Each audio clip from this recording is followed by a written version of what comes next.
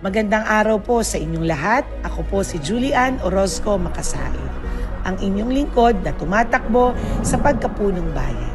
Ngayong araw, gusto ko pong makipagkwentuhan sa inyo mula sa aking puso tungkol sa ating mahal na bayan, ang bayan ng Real Quezon. Napakapalad natin sa Real dahil tayo ang isa sa pinakamalaking bayan sa lalawigan ng Quezon at pinagpala tayo ng kalikasan. Dagat, gubat, lupa at higit sa lahat, mga masisipag at may malasakit na mga kababayan. Dito sa baybayin ng Lamon Bay, dumadagsa ang alon ng pag-asa at pangarap para sa ating mga kabataan at negosyante. Sa ilalim ng aking pamamahala, ibubukas natin ang pintuan tungo sa bagong Real. Isang Real na may progresibo, mas maunlad at mas may malasakit. Ang ating sigaw, Real na serbisyo para sa Real Quezon. Hindi ito pangako laang. Ito ay plano, advokasya at aksyon. Isusulong natin ang turismong may puso, kabuhayang may saysay at kalikasang inaalagaan. Magsisimula tayo sa mga konkretong proyekto. Sa lawak ng ating bayan, mayroon tayong 56,380,000 hektarya. Malawak din ang ating potensyal at kung bibigyan ninyo kami ng inyong mahalagang tiwala, sisimulan natin ang isang direksyon, isang bagong Real na may plano at may puso. Tubig at kalinisan, solusyon sa problema sa tubig. Pagsusumikapan natin na maitayo ang water treatment facility para sa malinis at tuloy-tuloy na daloy ng tubig sa bawat tahanan. Disenteng libingan. Puno na ang ating sementeryo, kaya't itatayo natin ang isang memorial park na may dignidad sa tulong ng mga pribadong sektor. Tatayuan din natin ito ng malinis na palikuran. Kalusugan at edukasyon.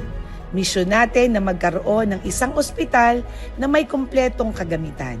Hindi na natin kailangang ibiyahe palayo para sa gamutan.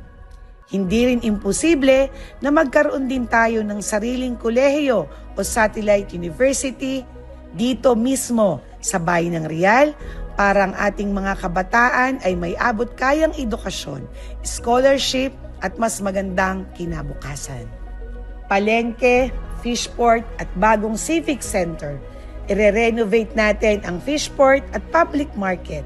Magiging moderno, maaliwalas at mas may maayos na paradahan para sa mas maayos na kita ng mangingisda at manininda.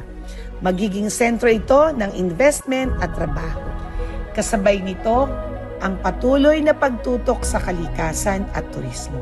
Hindi natin iisang tabi ang ating kalikasan.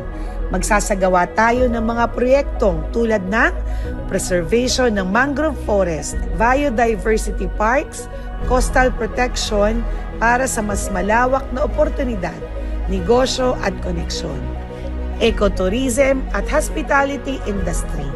Ipopromote natin ang mga likas na yaman ng Real para makinabang ang mga lokal na negosyo at kababayan.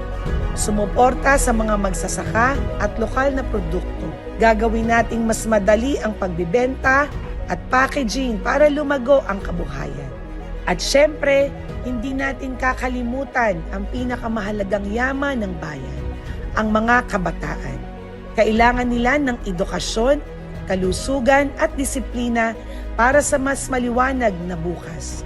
Ang mga ito'y makakatulong hindi lang sa kalikasan, kundi pati sa turismo. Kasama natin ang Karatig Bayan, ang Bayan ng Infanta at ang Bayan ng General Nakar sa mga programang ito. Mga kababayan, ang lahat ng ito ay hindi sa salita lamang. Ito po ay pinaplano, sinisimulan at isusulong. Bilang inyong punong bayan, dala ko ang puso ng isang tunay na lingkod at ang sipag at tapang sa isang inang may malasakit sa kanyang bayan. Kaya, ngayong mga kababayan, tayo na, sama-sama nating itayo ang bagong Real. Isang Real na may direksyon, may serbisyo at may tunay na malasakit.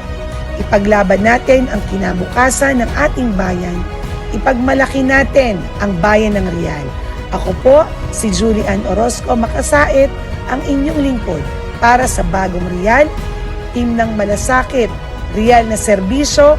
Maraming salamat at mabuhay po ang bayan ng Real.